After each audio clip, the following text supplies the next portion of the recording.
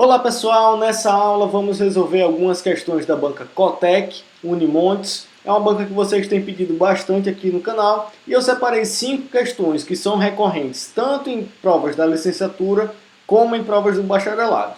Antes de iniciar, gostaria de pedir, se você ainda não é inscrito, se inscreve aqui no nosso canal que ajuda bastante o nosso trabalho e se tiver interesse em materiais de preparação específica para concurso de educação física, dá uma olhada aqui no link da descrição que você vai encontrar as informações tanto dos nossos e-books como do nosso curso online da preparação à aprovação.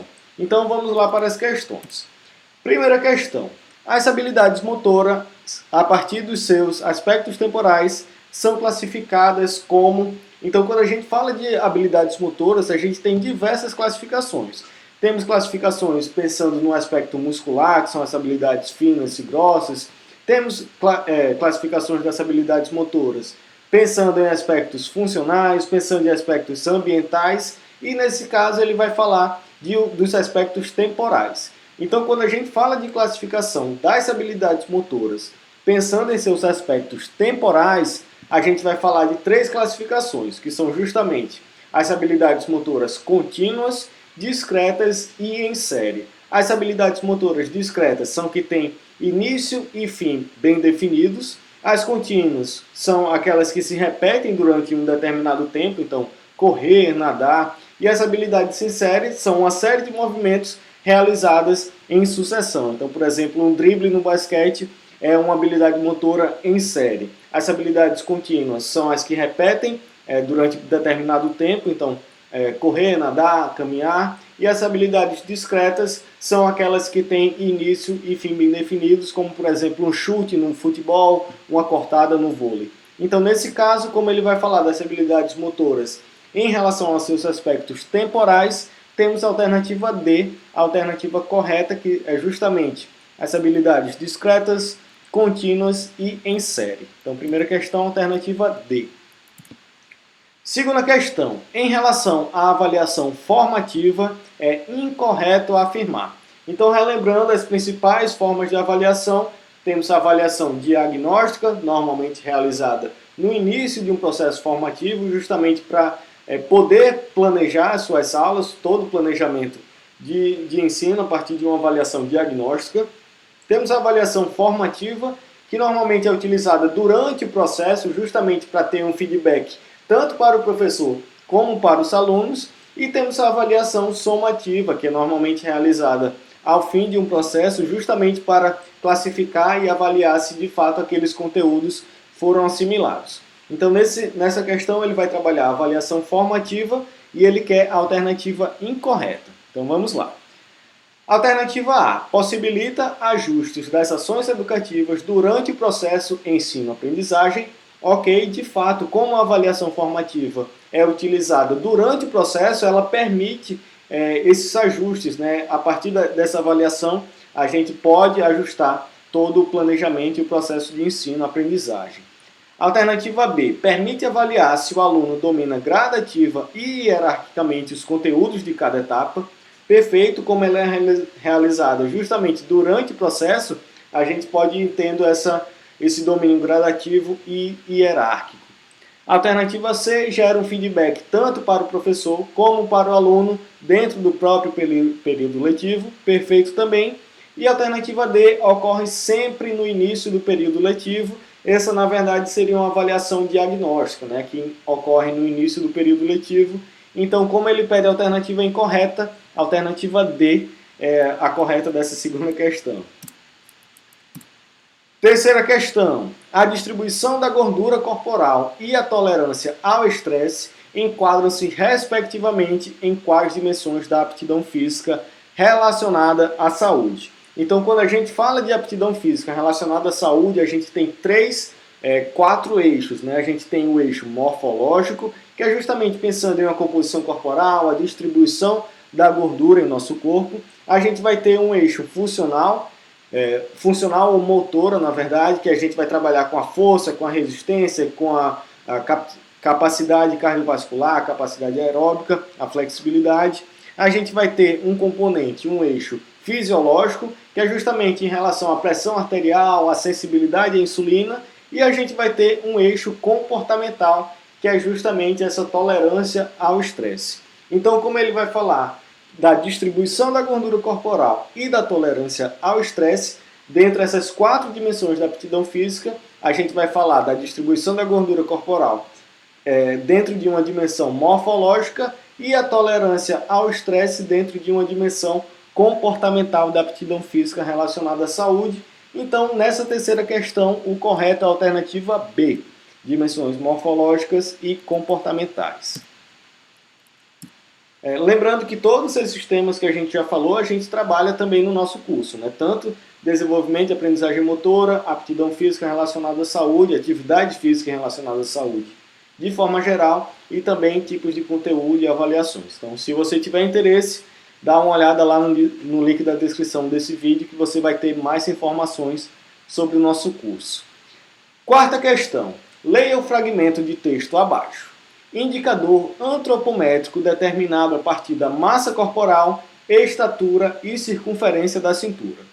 Fundamenta-se na ideia de que pessoas que acumulam gordura ao redor da região central do tronco têm a forma do corpo semelhante a um duplo cone, ou seja, 2 cones com uma base comum, dispostos um sobre o outro, enquanto aquelas com menor quantidade de gordura na região central teriam a aparência de um cilindro.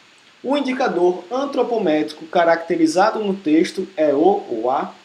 Então ele vai dar 4 alternativas: o índice de conicidade, a relação cintura-quadril, a relação cintura-estatura e o índice de Quetelet, que também é conhecido como o famoso IMC, né? Então, nessa questão, é importante, tem alguns pontos importantes. Primeiro, daria para a gente resolver já pela segunda frase, que é o indicador antropométrico determinado a partir da massa corporal, estatura e circunferência da cintura. Quando a gente vê essas alternativas, a gente vê que a relação cintura e quadril vai trabalhar apenas com a circunferência da cintura e do quadril, que ele não fala na questão. A relação cintura-estatura, ele fala na questão, mas o indicador também utiliza massa corporal. E a alternativa D, ele vai trabalhar apenas com massa e estatura, né, que também não fala durante o texto.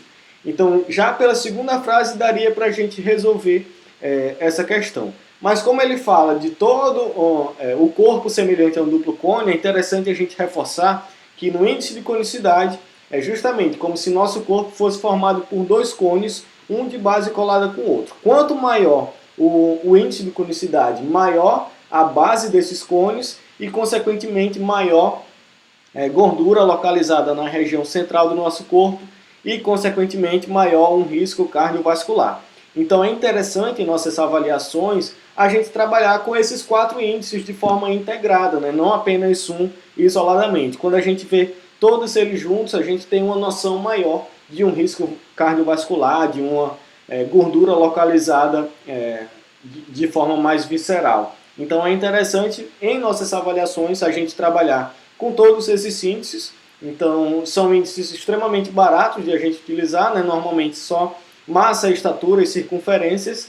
Então acaba sendo um trabalho relativamente curto, um trabalho barato também e que vai dar algumas informações importantes pensando em risco cardiovascular.